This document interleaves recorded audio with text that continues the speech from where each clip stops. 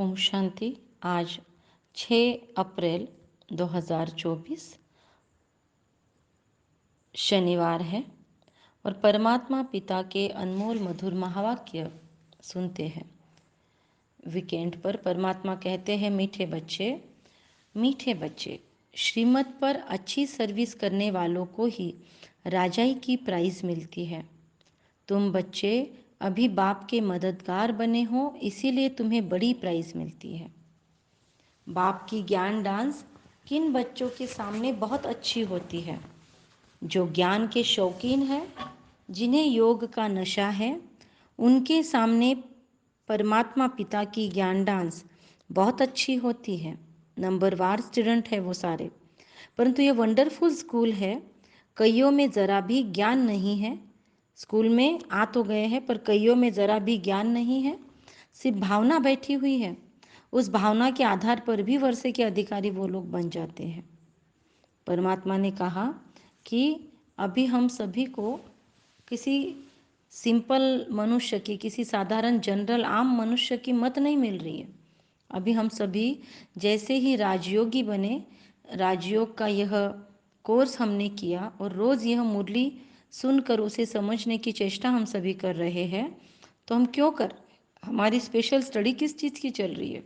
ये जो परमात्मा के महावाक्य है, यह है हमें श्रेष्ठ से श्रेष्ठ बनाने वाली। इसीलिए यह मत साधारण मनुष्य मत या देवताओं की मत या किसी व्यक्ति की मत न होके इसे श्रीमत शब्द दिया गया है। श्रीमत यह अपने आप में एक बहुत अर्थपूर्ण शब्द है कि जो हमें श्रेष्ठ से श्रेष्ठ बनाने वाली गाइडेंस है और जो दी भी जा रही है दुनिया के सर्वोच्च अथॉरिटी के द्वारा। कौन है सारे दुनिया की सर्वोच्च अथॉरिटी? परमात्मा खुद। और खुद परमात्मा के द्वारा हमें ये जीवन जीने की कला सिखाई जा रही है। यह श्रेष्ठ राजयोग का ज्ञान दिया जा रहा है। तो यह हुई श्रीमत, और इस श्रीमत के बलबूते पर, इस परमात्मा के शिक्षाओं को मद्देनज़र रखते हुए जब हम अच्छी सेवा करने लगते हैं, फिर वो सेवा मन से किसी को दुआएं देने की हो सकती है, वाणी से किसी को परमात्मा का दिया हुआ ज्ञान सलीके से समझाने की हो सकती है, या वाणी से मधुर बोलकर अनेकों के दिल जीतने की हो सकती है, या फिर कर्म के द्वारा स्थूल में भोजन खिलाकर या साफ सफाई रखकर, या फिर और भी कोई सेवाएं होती है, भाषण देकर, या फिर कुछ अच्छे ब्लॉग्स लिखकर, या फिर किसी को और भी किसी तरीके से जो कर्म के द्वारा सेवा हो रही है। तो परमात्मा कह रहे हैं मन वचन कर्म संबंध संपर्क सांसें, इन सब के द्वारा कोई ना कोई सर्विस अगर हम कर रहे हैं और उसके लिए हमने आधार रखा है श्रीमत को कि भगवान ने जो हमको ये ज्ञान सिखाया उसी के अनुसार हम सेवा करेंगे, तो फिर ऐसे परमात्मा को पूछकर हर एक कार्य जीवन का करने वालों को ही राजाई की प्राइज मिलती है। सिंपल प्राइज भी सिंपल नहीं है, राजाई, डायरेक्ट विश्व के महाराजन बनने का मौका। तो हम बच्चे अभी बाबा के कौन बन गए? हेल्पिंग हैंड्स, मददगार बन गए हैं।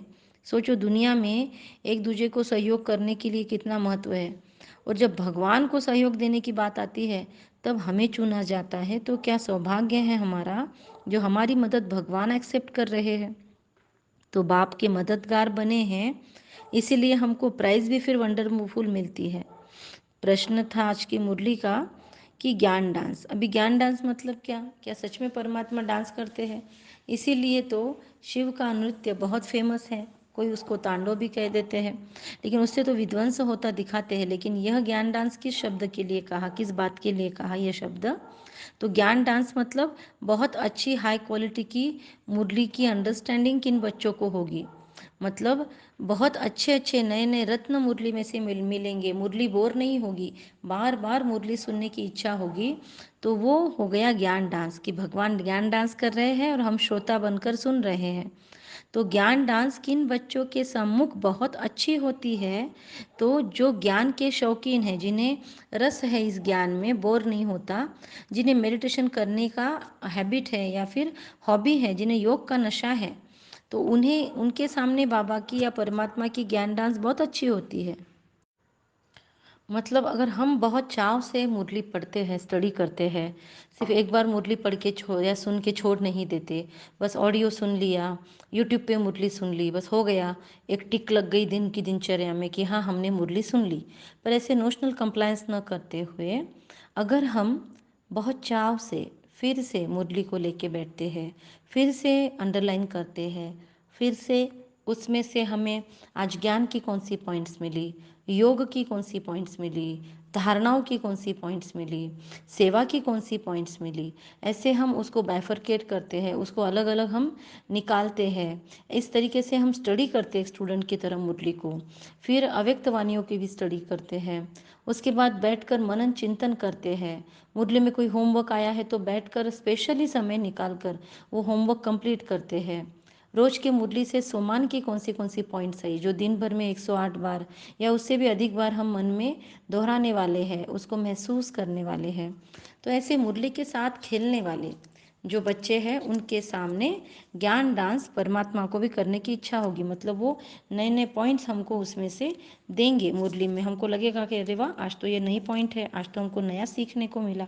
तो हमको खुशी होगी मुरली सुनते सुनते। तो बाबा उसी को ज्ञान डांस कहते हैं। लेकिन भगवान के सामने तो वैरायटी स्टूडेंट्स है, अभी तो लाखों में हो गए हैं, लेकिन नंबरवार है। तो इसलिए आपको एक स्टूडेंट सेम नहीं दिखेगा, सबके अपने अपने संस्कार हैं और सबका अपना अपना पर्पज़ है ज्ञान लेने का। सभी को शांति नहीं चाहिए, किसी को टेम्परेरी सॉल्यूशंस चाहिए, किसी को सुख चाहिए, किसी को नेम फेम भी चाहिए, इसीलिए आ जाते हैं सेंटर पे। तो हर एक का भगवान के पास आने का उद्देश्य अलग अलग है। किसी को किसी टास्क में सक्सेस चाहिए तो उस बहाने से आ जाते हैं, कोई घूमने फिरने ही आ जाते हैं मधुबन। तो इसीलिए बाबा कहते हैं नंबर वार है बाबा के सारे स्टूडेंट्स बच्चे। परंतु ये वंडरफुल स्कूल है भगवान का। कईयों में ज़रा भी ज्ञान नहीं है यहाँ पर।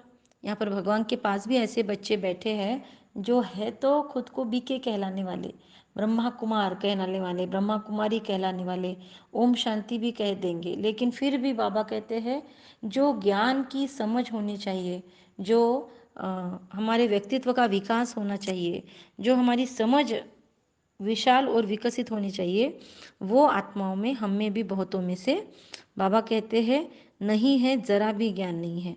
सिर्फ भावनाएं बैठी हुई है। जैसे भक्ति मार्ग में बोलते हैं ना कि ये बहुत अच्छा पर्चा देते हैं, इनके पास बहुत सारी कामनाएं सिद्ध होती है, तो वहाँ पर लोगों का तांता लग जाता है। फिर वो भावना से भक्ति नहीं करते, सिर्फ लोगों के बोलने से वहाँ पे पहुँच गए हैं।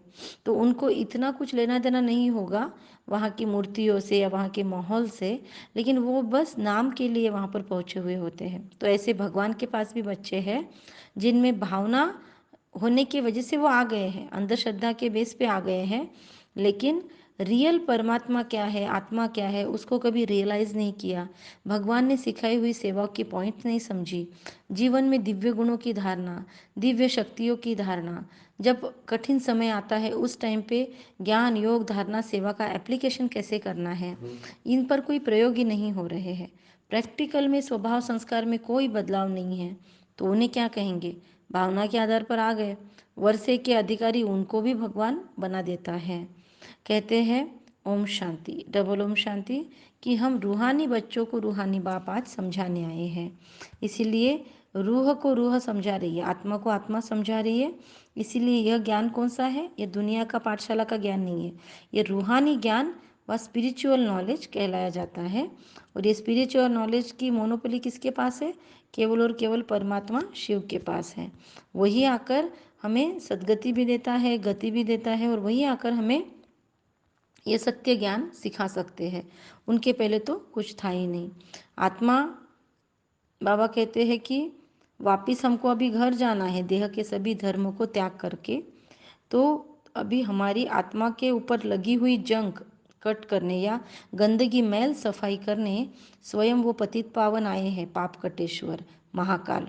जिससे फिर शरीर भी हमको क्या होगा, अगर हम यहाँ पे अपने संस्कारों पे काम करके अपने आप को शुद्ध कर ले तो फिर हमारा शरीर भी पवित्र हमको मिलेगा। तो यहाँ तो विकार से पैदा होते हैं, आत्मा जब संपूर्ण पवित्र बनती है तब हम पुरानी जुत्ती को छोड़ते हैं, फिर नई मिलेगी हमें। इसीलिए हमारा क्या गायन है, वंदे मातरम। धरती को पवित्र बनाने वाली माताओं को वंदन करते हैं परमात्मा। इतना त्याग करती है माताएं। तो बाबा कहते हैं तुम माताएं स्वर्ग का द्वार खोलती हो। दुनिया में साधु संतों ने या बहुतों ने अपने कथाओं में, अपने पोथियों में लिख डाला है कि माताएं नरक का द्वार है, लेकिन परमात्मा उन्हीं का सम्मान बढ़ाते हैं और कहते हैं माताएं स्वर्ग का द्वार खोलती है।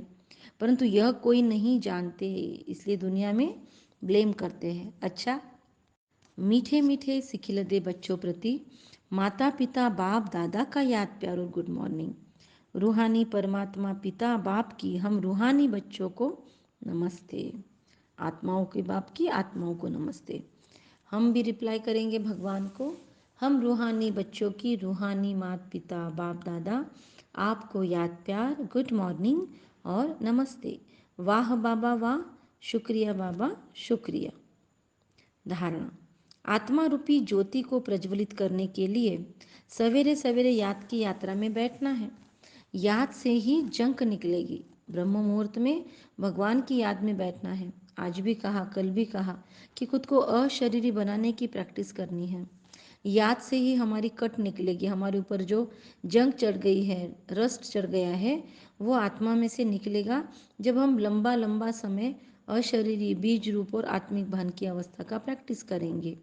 आत्मा में जो खाद पड़ी है, जो मिक्सचर हो चुका है हमें, वो याद के बल से निकल जाता है और हम सच्चा सोना बन जाते हैं।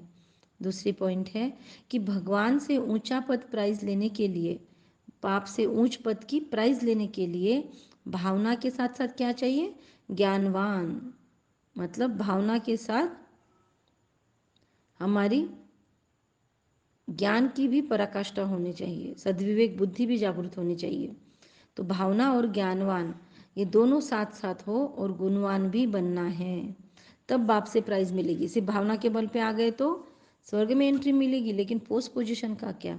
अच्छा पद चाहिए तो भावनाएं भी हाई चाहिए और हम ज्ञानी भी चाहिए। हमारे स्वभाव संस्कार में भी आमूलाग्र बदलाव खुद को और दूसरों को महसूस होना चाहिए। हमारे जीवन से मूल्य छलकने चाहिए। व्यवहार से दिव्य गुणों की झलकियाँ मिलनी चाहिए। सर्विस करके हमको ये दिखाना है, मतलब प्रैक्टिकल अपने जीवन से सर्विस करने का ये बहुत सुंदर मौका है। वरदान है, चलन और चेहरे से पवित्रता के श्रृंगार की झलक दिखाने वाले श्रृंगारी मूर्त भव।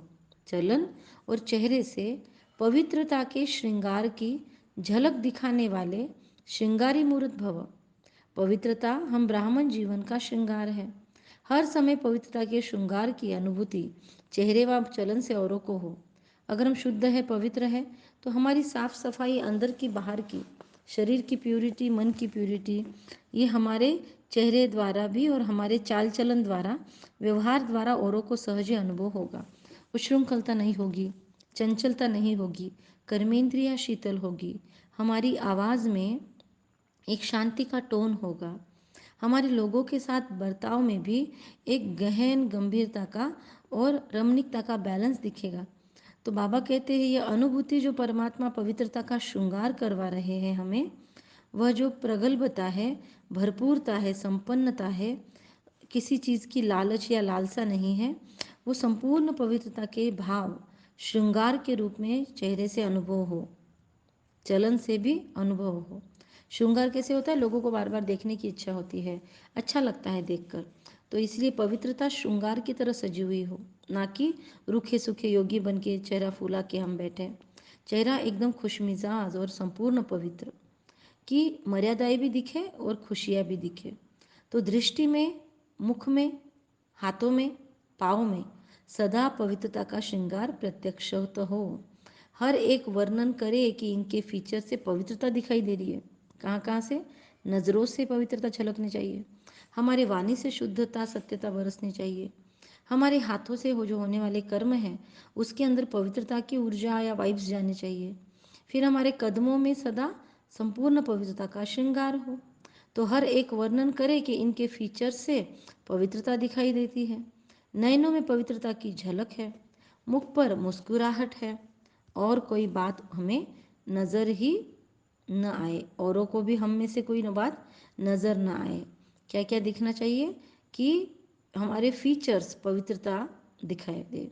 फिर नयनों में, आँखों से पवित्रता की झलक, हमारे मुख पर पवित्रता की हमेशा मुस्कुराहट बनी रहे और कोई बात उन्हें दूसरों को हमारे में से नजर ही ना आए।